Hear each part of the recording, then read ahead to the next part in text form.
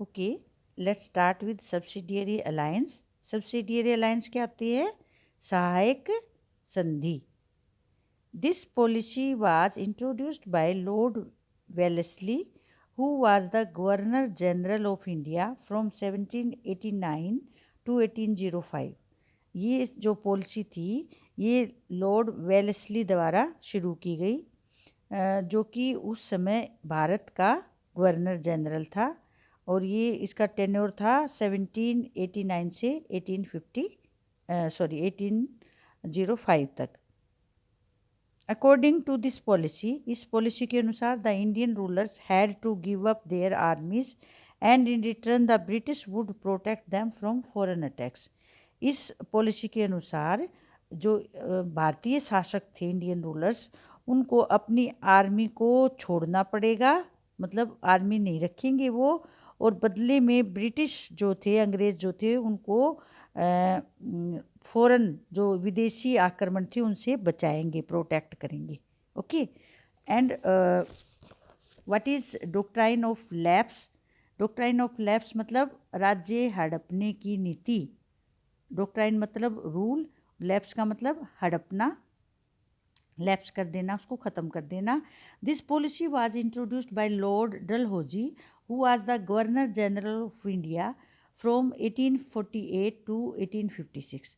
ये पॉलिसी जो है लॉर्ड डलहौजी ने बनाई थी, जो कि उस समय भारत का गवर्नर जनरल था, फ्रॉम 1848 से 1856 तक। According to this policy, if an Indian ruler died without an heir, their kingdom would come under the British। और इस नीति के अनुसार अगर भारतीय शासक बिना उत्तराधिकारी के मर जाता है तो उसका राज्य जो है वो अंग्रेजों के पास चला जाएगा।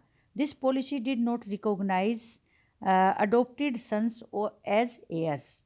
और इस नीति के अनुसार जो मान लो दत्तक पुत्र कोई गोद ले लेते थे बेटे को, उसको असली उत्तराधिकारी नहीं माना जाता था। They gradually extended their power to the other parts of India. अब देखो ना, यहाँ पे अंग्रेजों ने धीरे धीरे अपनी शक्ति को भारत के दूसरे भागों में भी फैलाना शुरू कर दिया। However there were a few powerful kingdoms who did not give in to the demands of the British। हालांकि कुछ राज्य ऐसे थे, पावरफुल जो शक्तिशाली राज्य ऐसे थे, जिन्होंने अंग्रेज़ों की मांगों के सामने वो झुके नहीं। द गिव इन मतलब झुकना। The British fort many Wars against these kingdoms. अंग्रेज़ों ने इन राज्यों के खिलाफ जो है बहुत सारे युद्ध लड़े, एंड अल्टीमेटली डिफीटेड देम, और आखिरकार उनको हरा दिया। By 1850 they had established their rule in most part of India। और 1850 तक वो भारत के लगभग, मोस्ट पार्ट मतलब लगभग पूरे जो इंडिया में उनका राज्य स्थापित हो चुका था। Growing discontent among Indians. भारतीयों के अंदर असंतुष्टता की भावना। India was an agricultural country. जो भारत है वो कृषि प्रधान देश रहा है। Almost its entire population depended on agriculture. जो पूरी जनसंख्या थी वो कृषि पर निर्भर करती थी। The British wanted to collect as much wealth as they could, and so they forced the farmers to grow cash crops like opium and indigo. British जो थे, अंग्रेज, वो ज़्यादा से ज़्यादा वेल्थ, जो धन था, वो इकट्ठा करना चाहते थे, एज दे कुड, जितना कर सकते थे।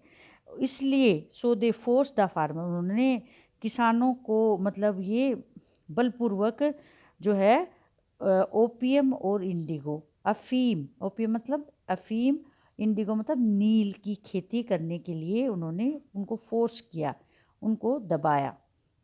These crops were then bought at a very low price by the British. अब ये दोनों क्रॉप्स पहले उगवाते और बहुत ही कम कीमत, लो प्राइस में उनसे खरीद लेते ये अंग्रेज, and sold in foreign lands eight high prices. और फॉरेन लैंड्स, विदेशों में इसको ऊंचे दामों पर बेच देते। टू मेक मैटर्स वर्स, और उससे भी बुरी बात, the farmers had to pay heavy taxes, और फार्मर्स किसानों को भारी टैक्स भी देने पड़ते थे। As a result the Indian farmers became very poor, और परिणाम क्या हुआ, जो भारतीय किसान थे वो बहुत ज़्यादा गरीब हो गए। The Indian handloom industry suffered the same fate as Indian agriculture.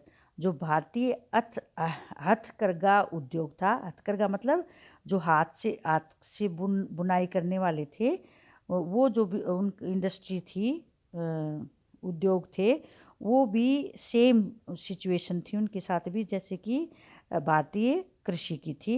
It was completely destroyed due to the policies of the British. ये पूरी तरह ख़त्म हो गया था अंग्रेज़ों की नीतियों के कारण। Silk and cotton growers were forced to sell their products to the British at low prices. जो सिल्क और कॉटन उगाने वाले जो किसान थे, उनको बलपूर्वक जो है उनका सामान कम कीमतों में लिया जाता था, उनके जो उत्पादन होते थे। These were then sent to Britain, फिर उसको ब्रिटेन में भेजा जाता था। वेयर क्लोथ वाज मैन्युफैक्चर्ड, जहाँ पे कपड़ा बनाया जाता था। And sent back to India for sale at high prices, फिर उसको वापस इंडिया में भेजकर ऊंचे दामों में बेचा जाता था। This was a major setback for the Indian textile industry. ये एक भारी धक्का था भारतीय कपड़ा उद्योग के लिए। The Indian cotton growers and weavers were left unemployed, और इस कारण से जो भारतीय कॉटन जो कपास उगाने वाले और बुनाई करने वाले थे, वो जॉबलेस हो गए, यानी कि वो बेरोजगार हो गए। रिवोल्ट ऑफ 1857, 1857 का विद्रोह। The discontent among the Indian rulers, farmers and weavers also spread to the Indian soldiers. जो असंतुष्टता थी, असंतोष जो था भारतीय शासकों, किसानों और बुनकरों में, वो भारतीय सैनिकों में भी फैल गया। They were paid much less compare to the British soldiers. उनको ब्रिटिश सोल्जर के कंपेरिजन में बहुत कम सैलरी मिलती थी, paid much less. They were also denied higher post which were only reserved for the British soldiers.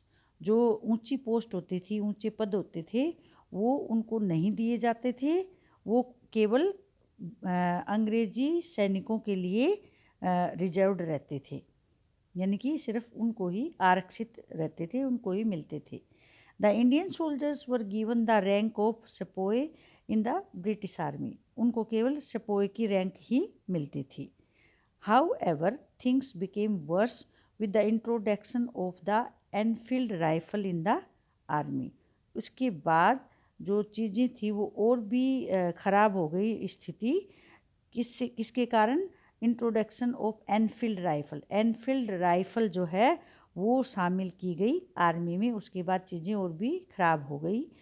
It was rumoured that the cartridges used in the rifles were greased with animal fat. ये अफवाह फैल गई, rumour मतलब अफवाह फैल गई कि जो गोलियाँ, कार्ट्रिजेज गोलियाँ थी राइफल में, वो एनिमल फैट के साथ उनको ग्रीज, चिकना किया गया था।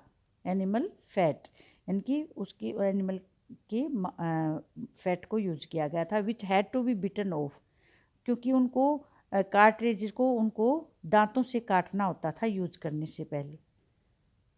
This hurt the religious sentiments of both the Hindus and Muslims.